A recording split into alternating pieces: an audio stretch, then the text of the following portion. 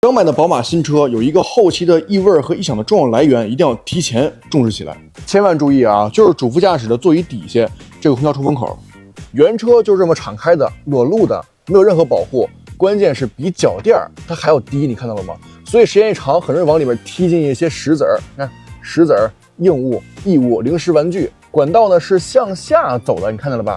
往下一走，所以掉进之后你掏不出来，空调一开，那个异响跟异味就全出来了。所以这个位置的保护罩呢，我认为是新车必备的，好吧？它是一个标钢材质的保护罩，上面是盖板，前面是挡瓦啊，后面是一圈3M胶，胶撕开之后往上一粘，就能挡住了，看到了吧？就防止一些石子儿、异物进去了，作用很简单，但很明显。宝马全系啊，这个出风口都有，只不过造型不一样。